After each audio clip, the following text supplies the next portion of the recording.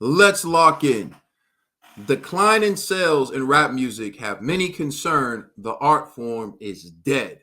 So we're going to take a look at Ebro speaking about this and 50 Cent speaking about this. But hip hop has been on a decline. They're struggling to get songs in the top 100, and people just aren't moved or inspired by hip hop the way that they used to be. And it's evident, and even people involved in the rap circuit are speaking about it. So we're going to listen to what Ebro said here, and here's what he said. Listen. Any decline that you see in hip hop is our fault. We let hip hop become this everybody gets in, everybody's got a chance, lowest common denominator, cheap throwaway. I recorded 50 songs last night. We didn't care for this thing. We didn't take care of the songwriting. We didn't take care of the music making. We didn't take care of the fan base. We didn't go out and put our best shows on the stage. We didn't get with the best songwriters to make the best songs. We just started making shit and throwing it out so we could grab a bunch of money. And when you do that and it just becomes a money grab, your shit becomes disposable. There's going to come a time where it's only going to be the individuals who are the greatest who get to shine. Any decline. So you heard what he said. The microwave music, the people go in, record 50 songs with their nursery rhymes and come out and boom. Those are the people who are getting on.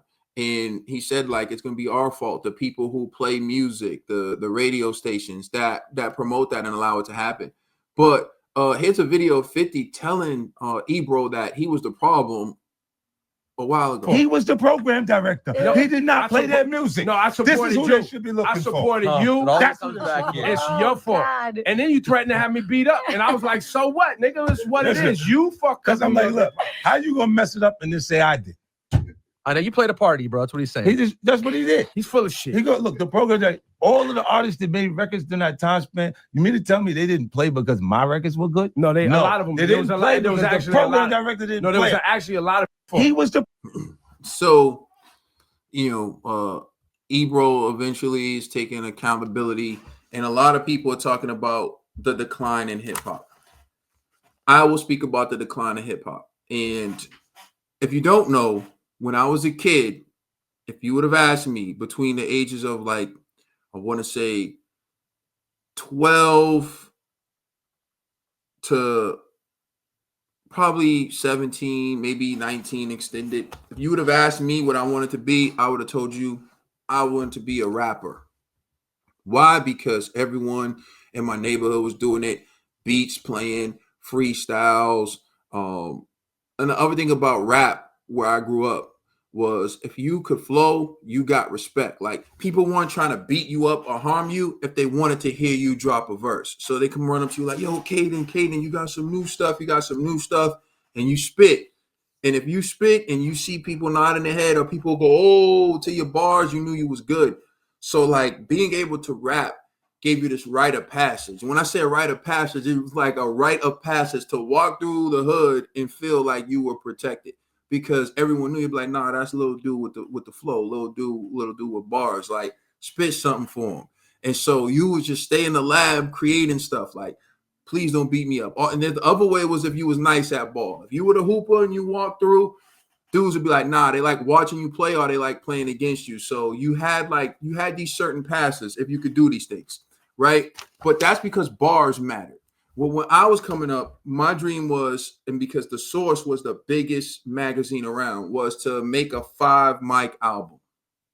Like, if you knew back in the days, your favorite artists, Jay-Z, Nas, anyone, the Locks, all these people, when they would drop albums, DMX, you would run to the magazine to see how many mics they got. 4 mics, 4.5 mics, and you would be like, man, you would think there was some robberies sometimes. And I remember when Dragon got 2.5 mics. When he was with Rough Riders and he had a highly anticipated album. And I remember that being like the first time there was a rapper who I liked listening to drop the album that, I'm not gonna lie, the album wasn't that good. And the 2.5 mics were probably accurate, but still just to see it in real time. But one of the things that made hip hop what it was back in the day was people were trying to make the perfect album. People were trying to make a 5 mic album. When Jay-Z dropped, you knew he was going to drop an album where at the bare minimum, if there was 17 songs on it, you knew 12 were going to be fire. Same with Nas, same with DMX in his prime. Like you knew that they were trying to make a masterpiece. They were trying to make legendary work that could stand the test of time, that you could listen to, right?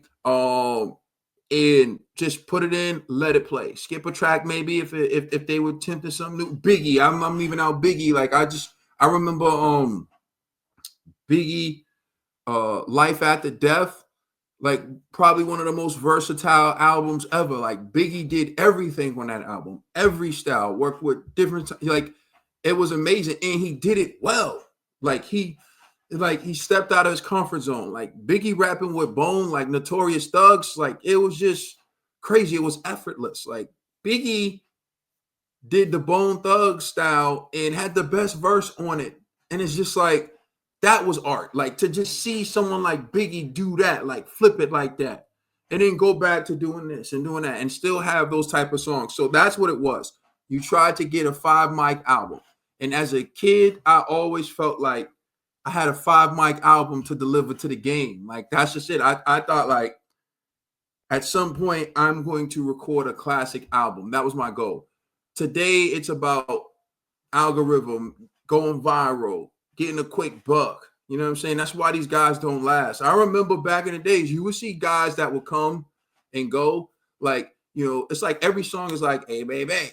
Hey, baby, right? Like today, every song is like, I remember when I see that guy, what's his name? Little Hurricane Chris or something. I saw him, I was like, okay, people were listening to the song. Personally, I didn't like the song. I knew he wasn't going to last. My man Jayquan, Shabuzi done brought him back with his song. But Jayquan, like, everybody in the club get tipsy. Like, I like the song. I used to dance to it. But I knew Jayquan wasn't going to last. He just didn't have the bars. He didn't have the flow. He didn't have, like, it was, and so, what was it?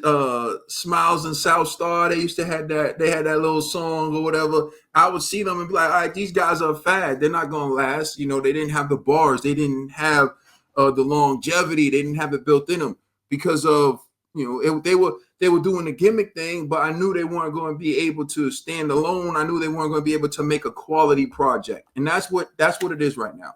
People are making these singles and people are trying to make a single pop. They're not focusing on the art. They're not trying to make a good album. And that's why the art form is dying, because there's no good music. Now, another thing was like verse of the month. I remember that. In the Source, they would always pick like this verse and they would show the bars and you would read the bars. And I remember reading it and I would see certain MCs and I'd be like, wow, like that's dope. When you can read a verse and it still hits. When you're not hearing it, you can read a verse, you can see the flow, you can see the bars, and it still hits. Like, that's how you know someone's nice. Like, go read Kendrick Lamar's Count Me Out lyrics. Go read them. Just read the lyrics. Don't even listen to the song. Read the lyrics. Or play the song while you read the lyrics. It's going to hit different. And you're going to be like, yo, I didn't even realize how well put together this was, right? Unsigned hype. That was another thing. Like you would see someone it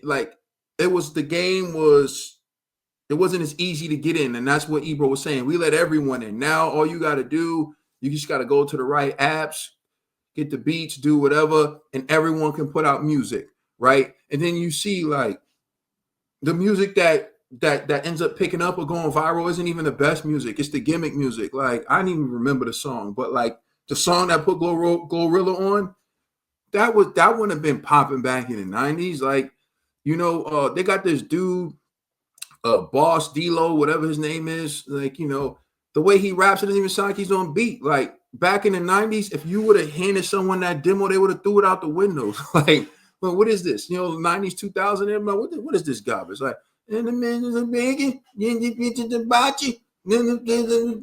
don't even know what he's saying. Like, you know what I mean? Like, speaking English isn't even a requirement to put out music anymore. And so that's the thing. The nursery rhyming, the the heavy saturation of the music, everything, and the gimmicks, people don't go out and do it anymore. So when I was coming up, like I said, good music, good artists, they could stand a cappella. All right. And I've been thinking, because I got bars, and I've been thinking about recording an album and just trying to live up to my childhood dream. What's funny is, we talked about this, is hip hop is also an aged art form, where, like, for example, if you're Def Leppard, the Rolling Stones, U2, any other classic bands, you can perform. You can perform as long as you can walk, as long as you can breathe oxygen. You can go out there and perform, and no one sees your art as immature. But you look at hip hop and you look at the legends, at some point, like, the younger kids look at them and disrespect them, like, why is he up there holding the mic? Nobody wants to hear from him. They want to disrespect the art form. So that's another thing about hip hop. It's a dated art form. It's like, hip hop is viewed as immature, childish, kiddie stuff. So even the great artists from the past, they're now looked at this newer generation as being played out, as being old, as being nothing. But you look at these old rock legends, that's not how they're treated.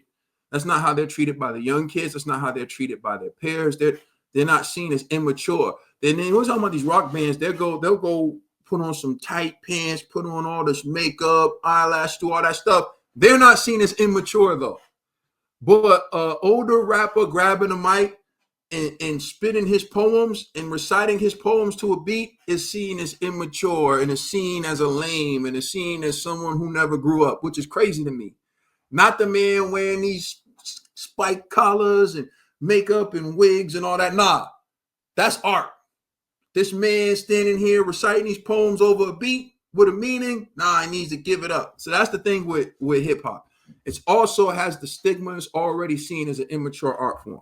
And as someone who's going on to get advanced degrees and work in a professional field, it's almost like writing music and wanting to be a rapper is something I put to the back. I don't even bring that up. But that's what helped me get my vocabulary. That's what helped me express who I am. That's what made me able to speak off the cuff, from freestyling all the time and just being put on the spot, doing, like, getting on stage in front of a bunch of people. That's what made me able to be the person I am. That's what made me a good lawyer, right? But again, it's kind of seen as an immature art form. So, and that's another reason why I feel like hip hop is dying, because once you reach a certain age, you don't want to you don't want to be seen as immature. You still listening to this, but to be fair, the music that's coming out now is more immature, and it is more about, like, when you used to listen to music back in the days and someone would talk about killing or moving drugs or doing all that, you knew it was more like reporting what was actually happening where that artist grew up, and not necessarily that artist was out there killing people. Well, today is something completely different with the drill rap. It's almost like you can't even get in the game unless you got bodies on you and your hood respects you for it. It's like, you go and you incriminate yourself, you tell on yourself, and just when you think you got away with it and you got all the money and all the riches, that's when they bag you, Lil Durk, right? So again, this is what hip hop has come to. And I just want to say, I'm not taking a shot at Lil Durk. I'm just pointing out the name that's Lil Durk, because I don't want any trouble when I go to Chicago, because I'm not on that tip. Like, for me, I believe, I'm just not on that tip. But I will share this with you all, because we talked about bars, and I know you guys are probably going to want to hear some bars from me after I done said all that stuff. I'm gonna drop some bars. And then after I drop some bars, I want you to go to the comment section. Let me know if, like, yo, you know what I mean? I could tell that you really wanted to be a lyricist back when you was younger. Or let me know, like, it's a good thing that you got a day job and that you went to school and you got educated, because you was never going to be able to make a 5 mic album. And depending on what you say, maybe perhaps I will record my final album. So, like, back in the days when I was walking through the hood, people used to stop me and they'd be like, you know, some of the gangsters, and it was wild back in the 90s for sure. If you know what crime was like in the 90s, be the hardest thugs. Like Sci-Hi the Prince says, like, all I know is drug dealers, killers, street cats. It's funny, I'm all of those brothers rehab. Like that's how I felt like I was, because they would stop me and be like, yo, you got something new? And at first I was like, why they stopping me? But then I'm like, maybe they really are filling the bar. So let me know. I'm gonna go a cappella on this. Let me bring this closer. I'm getting my breath. All right. Here we go. Back when rapping was an art form, and I boiled bath water till it was lukewarm. I didn't have a clue about Desert Storm, but on the strip, police brutality became the norm. We started making shirts for the dead and gone. That evolved to smoking dead ops in the song, and at the same time, snitching on yourself. Suicide by homicide, poor mental health. Can the cops solve murders without your help? Caught is a hell of a drug, and this is how it's dealt. No judgment, because I'm not immune. Clicky on the blicky just to stop a goon. The difference is I won't name drop in the tune. If you die before your parents, then it's too soon. The wolves come out to play every full moon, trying to turn a silver bullet to a silver spoon. To disrespect your ops, you inform the cops. Without your confession, they be doing traffic stops. Women are still sexualized because of graphic thoughts. Toy Story acting real with a plastic box. Mastered the game and unlocked the new level. Spit so hot, it will put a 10 on the devil. Spit so hot, it could liquefy metal. They only push those who personify ghetto. Thugs well in nail polish. That's a circumcision. Anti-industry plants pushed by algorithms. Forced by us, but they gentrified the rhythm. Clowned our features. Now they pay to get them. The culture was unified until the master split them. Rap was a holy field, then the geezer bit them. The outlook on the spreadsheet shows I excel, perfecting the pull counter from the Philly shell. My cousin perfected rolling Swisher Sweets and Philly L's. Yes, I got the hands, but never caught an L. Botch BBL, her surgeon couldn't spell. Rhyme, the last bar is throwing their aid to the river. Jezebels. But yeah, so let me know what you think of that, man. Also, let me know if you think I should record the album. You know, at this point in my life, it's almost like I would just be doing it for nostalgic purposes but yeah, that's the type of stuff, like to sit down and to write that, you know. And at least I felt like when I wrote it, I was putting bars in, I put effort in, and it wasn't just like some microwave stuff. But you can let me know what you think. But at the very least, writing this stuff like this is why I'm here today, because this is what the hardcore dudes, like the hardcore dudes my age and even the older gangsters, they respected me for this. Like they stopped me to hear this. Like in the street, it was almost like they were getting the exclusive that's not. It was like the last thing I would say about this, it was like the underground was big. It was like to know the flow was, it was like, yeah, this is what the radio plays, but these are the real spitters. Like to know the real spitters, to know like the people who are really spitting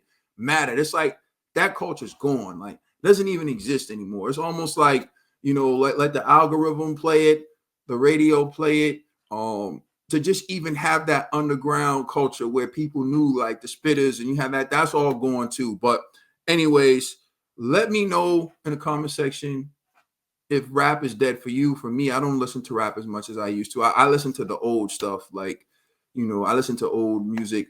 But let me know for you, is rap dead? And if so, why? Also, let me know what you think of the bars. It's Caden. I'm out. Peace.